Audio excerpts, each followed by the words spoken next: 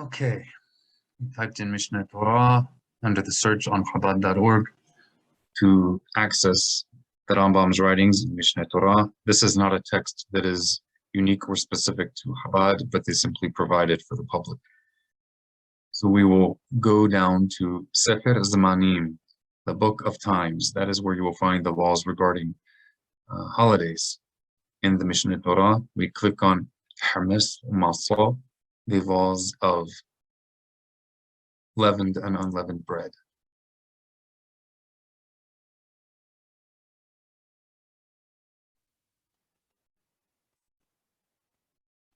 So we are not reading all of the laws here. If someone wants to, they can do so by accessing this on Chabad.org. We will just read the last 3 chapters.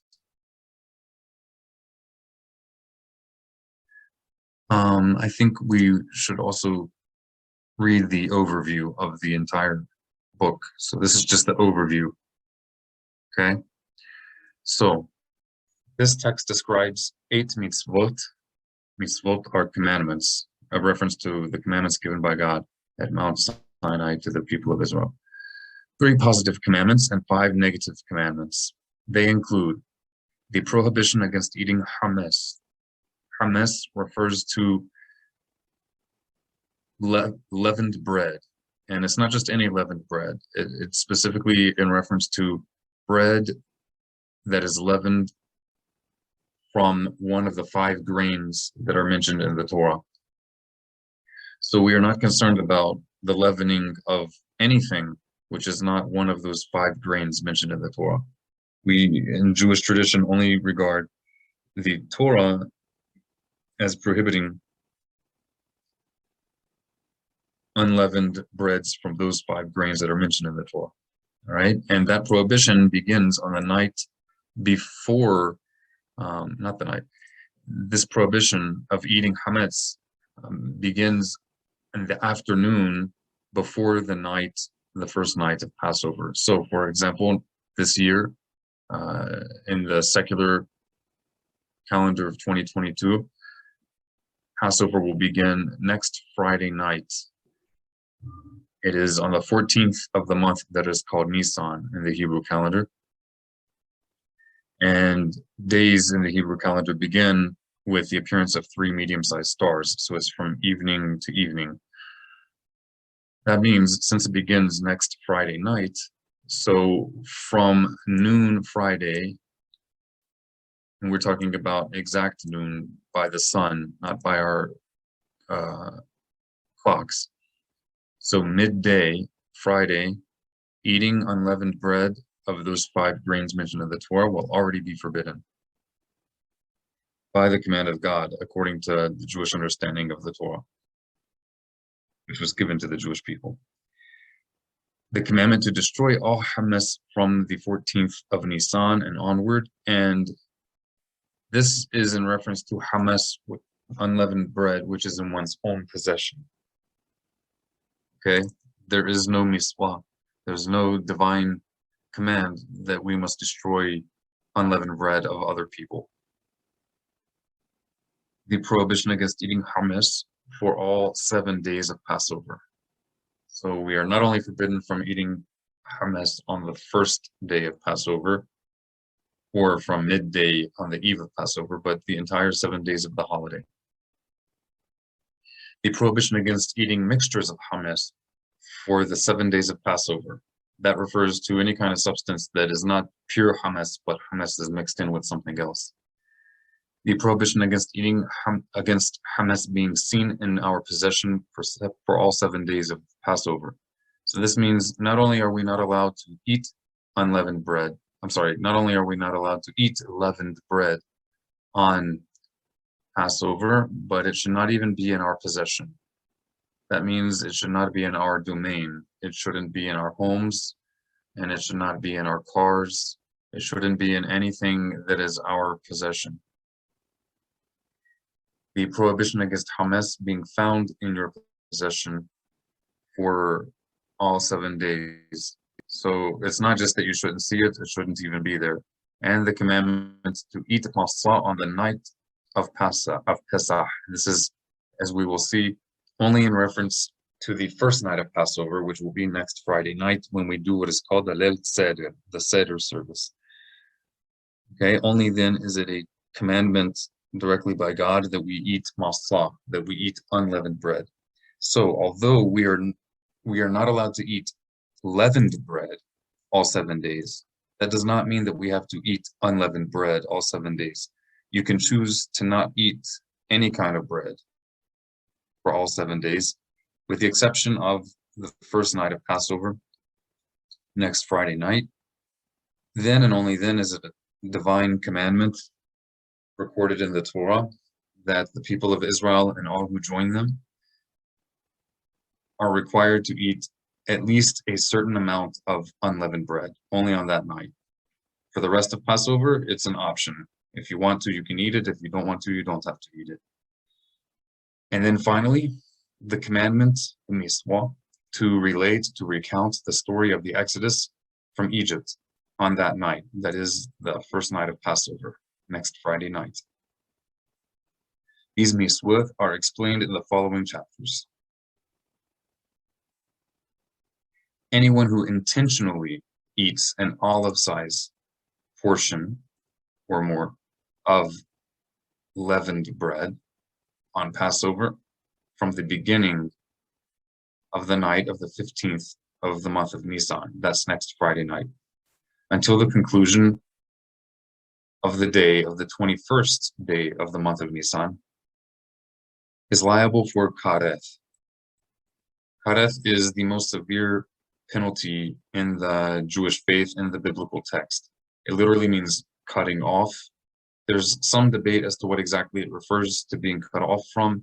The two most common opinions are that it refers to being cut off from one's place in the world to come, or refers to being cut off from this life prematurely, that one's life would end in this world sooner than it would have otherwise. But in both of these mainstream opinions in the religious Jewish establishment, the concept of this punishment being cut off is something which God does. It is not something that man is to implement, neither as an individual nor by a court. All right, so one only incurs this most severe penalty for eating leavened bread on Passover only if you eat it intentionally, not by accident or out of ignorance, and only if you eat at least an olive-sized portion. So we're not worried and trembling for fear of hell that we may eat some microscopic particle of leavened bread that may float into our noses and down into our throats. That's not a concern. Okay. Should one eat this amount of CHAMETS unintentionally, then one is liable to bring a fixed sin offering as an atonement. That is only when the temple would be rebuilt speedily in our days, and it shall be according to the prophets of Israel, as you can find in the Bible. And again, this is only if one unintentionally eats at least a olive-sized portion, what is called a zayit. Ke means like or as, and zayit is an olive. The above applies equally to one who eats CHAMETS, leavened bread, and one who converts the leavened bread into a liquid and drinks it. Okay, so now let's skip and go to chapter 6. It is a positive commandment of the Torah to eat Masa on the night of the 15th of Nisan, next Friday night. Specifically next Friday night, not next Friday daytime. As Exodus chapter 12, verse 18 states, in the evening you shall eat Masa. So in the evening you shall eat unleavened bread. This applies in every place and at every time. If you look in the Torah, you will see that it's quite explicit. This commandment was given to the people of Israel to be observed for all their generations as an everlasting commandment and covenant. It does not say that this is only a commandment to Israel until the Messiah comes, or until they're kicked out of the land of Israel or something like that. It could not be more explicit. I encourage people who say they believe in the Bible to actually read it and take it seriously. So this commandment applies in every place at every time. Eating Masa is not dependent on offering the Passover sacrifice. That's the Passover lamb.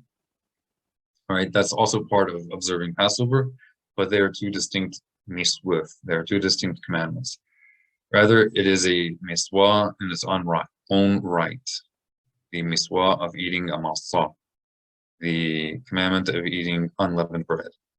This commandment may be fulfilled throughout the entire night of the first night of Passover, next Friday night. Throughout the other days of the festival, eating masa is left to one's choice. If you desire, you can eat masa. If you desire, you can eat rice, millet, roasted seeds, or fruit instead. You don't have to eat masa all 7 days of Passover. However, on the night of the 15th alone, that's next Friday night, eating masa is an obligation. Once one eats the size of an olive, he has fulfilled his obligation. A person who swallows masa without chewing it fulfills his obligation. A person who swallows maror, that is bitter herbs, okay, without chewing the bitter herbs, does not fulfill his obligation. A person who swallows masa and maror, bitter herbs, together fulfills the obligation of masa, but does not fulfill the obligation of eating maror, the bitter herbs. For the maror is secondary to the masa, right, if you ate them together. If he wrapped them in fibers or the like and swallowed them, he does not even fulfill the obligation of masa, because then the masa would be secondary to whatever he wrapped it in, right? So if you want to fulfill the Torah obligation of eating masa or maror, you will fulfill the obligation of whatever is primary in the bite that you take. So if you want to fulfill your obligation of masa, then the primary thing that you are eating needs to be masa. A person who eats masa, unleavened bread, without intention to fulfill the miswa, for example, non-Israelites or thieves force him to eat for some reason, he still fulfills his obligation even though he was forced. A person who ate a kazayit, an olive-sized portion of unleavened bread, in delirium, like he's insane or while possessed by an epileptic fit, and afterwards recovered, he's obligated to eat another olive-sized portion, right? And the reason is because the consumption of the first olive-sized portion of unleavened bread, which he consumed, took place when he was free from the obligation to perform any mitzvot. And this is an important concept of the Torah in general. When God gives commands, he is commanding people who are capable of fulfilling that command. In Jewish tradition, it is understood that if someone is simply unable to fulfill a command, then they are not obligated by that command until they are actually able to fulfill it. And that term, the term that we use to describe this is called patur. Patur means exempt. And this is just as true with regard to someone who ate matzah out of insanity, in which case he didn't fulfill the obligation because he wasn't obligated when he ate it since he was insane. That's true for all sorts of other commands, such as, let's say, someone who is barren and simply unable to have children. They are not violating the first explicit command of the Torah to proactive command of the Torah to be fruitful and multiply, because the command to be fruitful and multiply is only applied to those who are capable of being fruitful and multiplying. So someone who is barren or sterile, they should not be looked down upon or viewed as somehow wicked because they're not capable of fulfilling that command, because they're also not breaking it, since they are exempt from it, and they are exempt because they're simply not capable. There are many other such examples. If in some way, by some miracle or whatever, they would be capable, then they would assume upon themselves automatically that obligation. Okay. A person does not fulfill the obligation of eating masa unless he partakes of masa made from one of the 5 species of grain that are mentioned in the Torah, Deuteronomy chapter 16, verse 3, as it states, "Do not eat Hummus leavened bread upon it, referring to the sacrifice, when the sacrifice of the Passover offering is offered. Eat Masa for 7 days. From the verse's association of CHAMETS, that is, leavened bread, and Masa, we derive substances which can become leavened may be eaten as Masa to fulfill one's obligation. In other words, things which do not become leavened will not fulfill the obligation of eating Masa. Okay, in contrast, other substances like rice, millet, and kitniot, that's like different kinds of beans and such, they cannot be used to fulfill the obligation of Masa, for they can never become leavened in the biblical sense regarding the prohibition of leavened food on Passover. A person who makes dough from wheat and rice, if that dough or the bread made from it has the taste of grain, one can fulfill his obligation to eat Masa on the first night of Passover using it. Dough made as food for dogs, if the shepherds also eat from it, one may fulfill his obligation with it. If the shepherds do not eat from it, one cannot fulfill his obligation by eating it, for it is not watched for the sake of eating Masa. And here is a good place to point out that many places in Jewish law, it talks about scenarios that may not make sense to us in modern times, and that's because these laws were given in an ancient context. So even though they are not all applicable to people living in a modern society, it's still useful because one can find himself in such situations. Again, we're in certain countries around the world, and even if not, it still is very insightful for historical purposes to know in what kind of reality people were living at that time. And this too can affect how one understands different aspects of God's commands and Halacha. Masa was kneaded with fruit juice. One may fulfill one's obligation with it on Passover. However, the dough should not be kneaded with wine, oil, honey, or milk, because of the requirement for poor man's bread, right? Because they left Israel in haste, and they left the land of Egypt in haste, and they were slaves when they did so. So we are doing this act in commemoration of the act of the ancient Israelites fleeing Egypt, and when they didn't have time to let the bread even rise.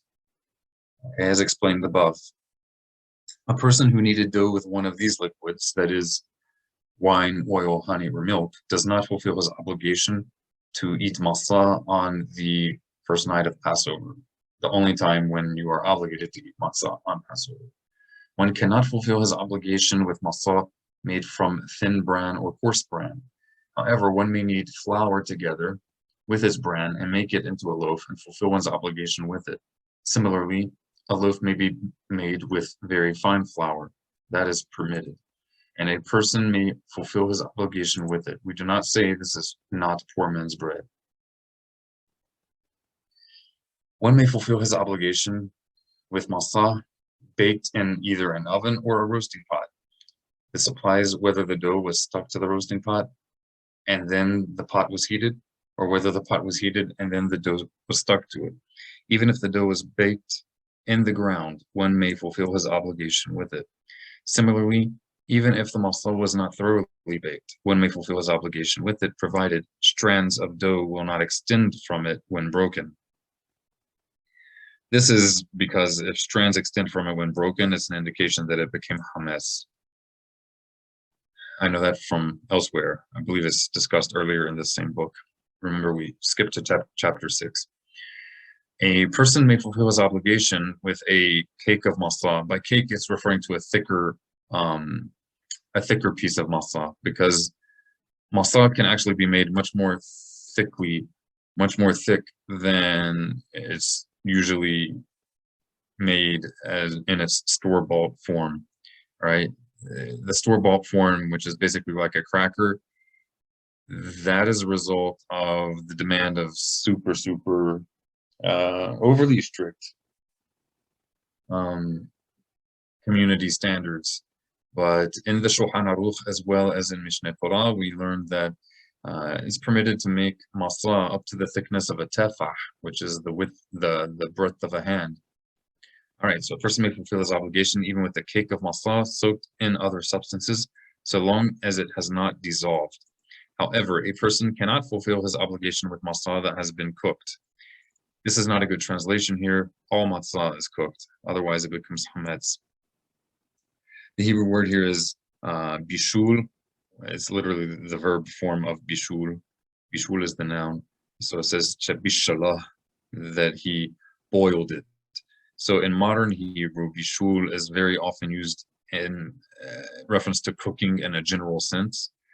But in older Hebrew, Mishnaic Hebrew, bishul more often has a very specific meaning of cooking in water, like boiling.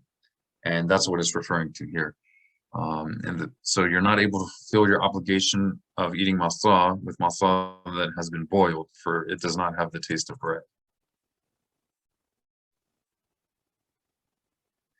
A person cannot fulfill his obligation by eating masa which is forbidden to him. For example, a person who ate masa made from tevel, all right, or a tithe. Let's see. I think we'll skip over this one because the concepts of teruma and maaser, tithing and all such, they are commands of God. They are discussed in the Torah, but they are matters that are more likely to be encountered in the land of Israel and not really an issue in most places outside of the land of Israel. Okay, let's see. More of those sorts of commands.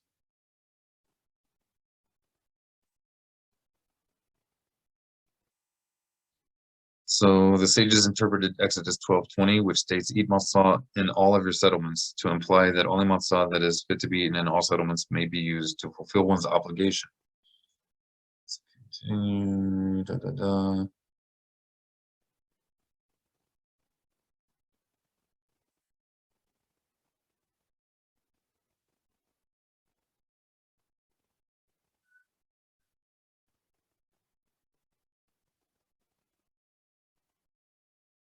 All members of the people of Israel are obligated to fulfill the miswah, the commandment, to eat masa, even women and slaves.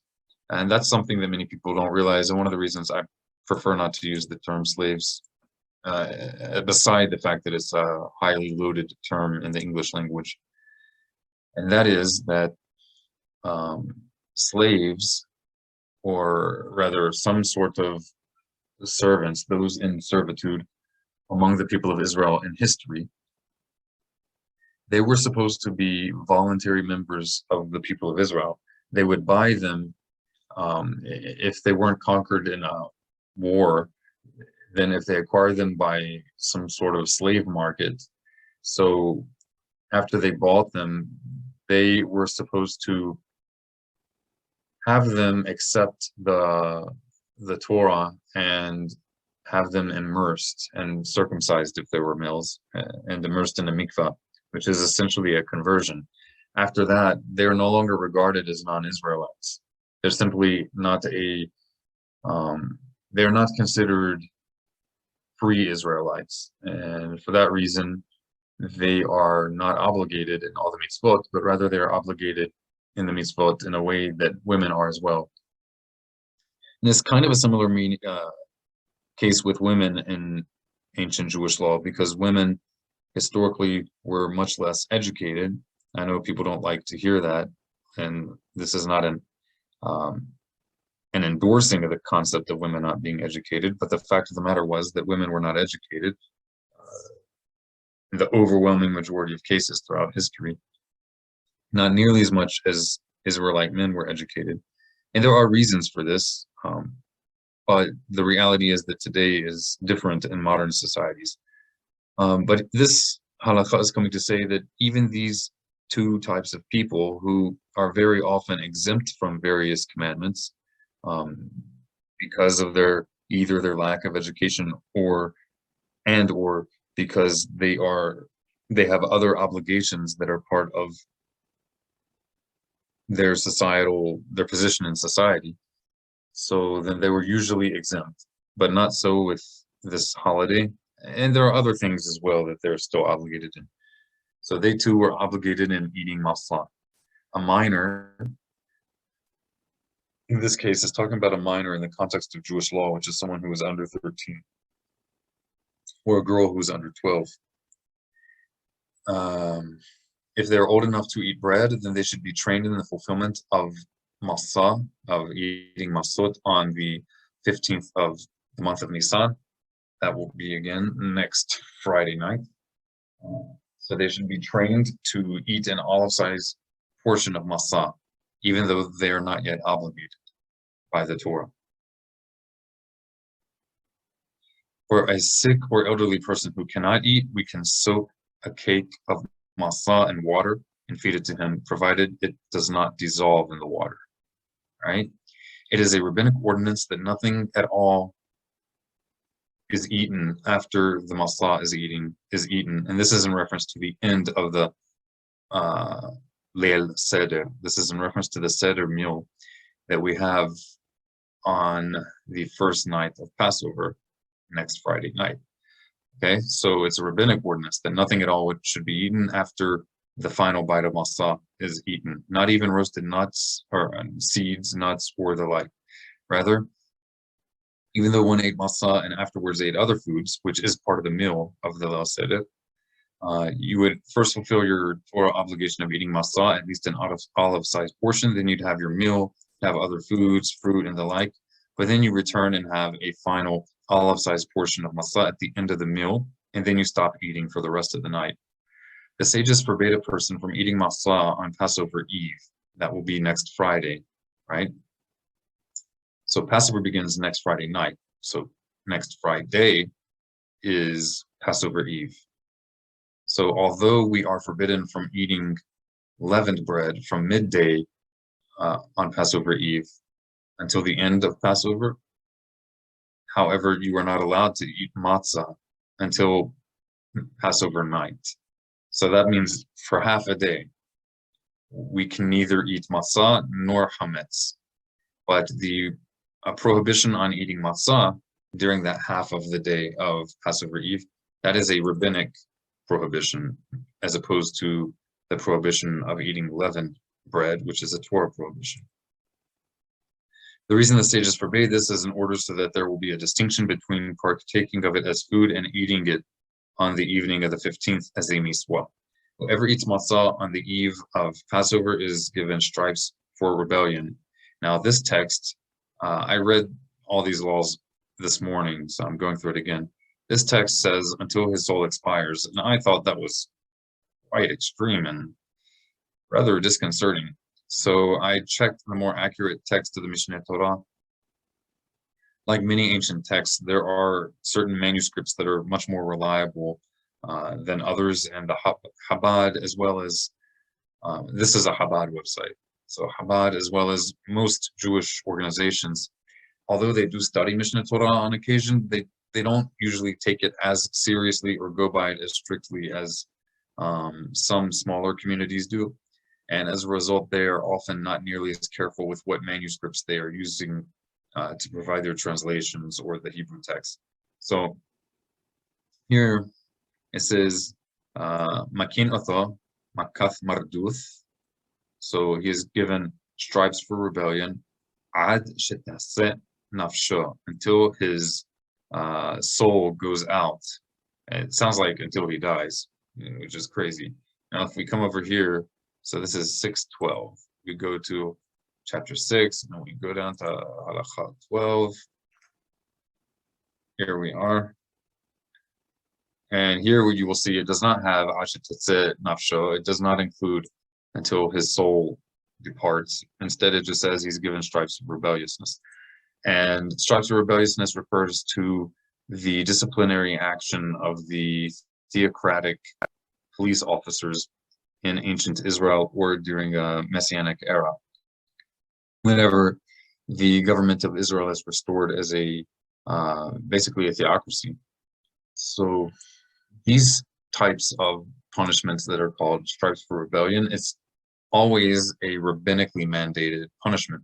There are punishments given in the Torah, but in Jewish law, we have a distinct term for when a punishment is called for by the Torah, as opposed to when it's called for by rabbinic decree. And that's an important thing because we are not supposed to add to the Torah. So by calling it this, we are saying this is not something from the Torah. We recognize and acknowledge that it's a rabbinic decree.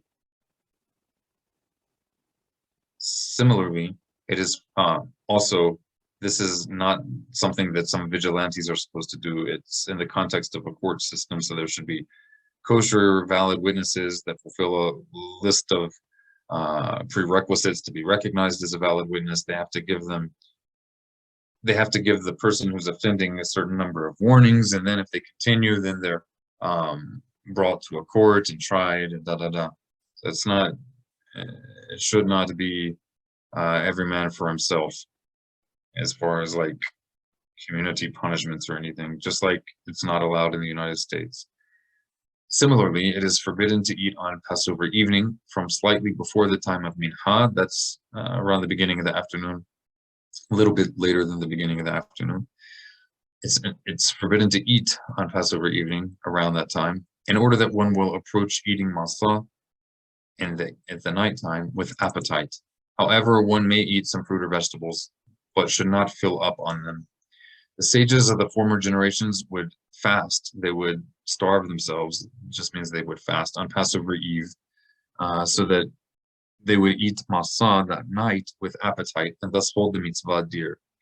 In contrast, on the eve of Sabbaths and other festivals, one may continue eating until darkness, referring to when the Sabbath begins.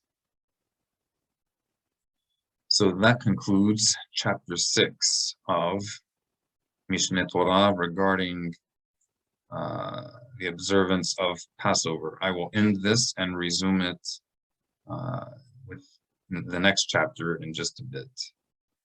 Shalom uvracha.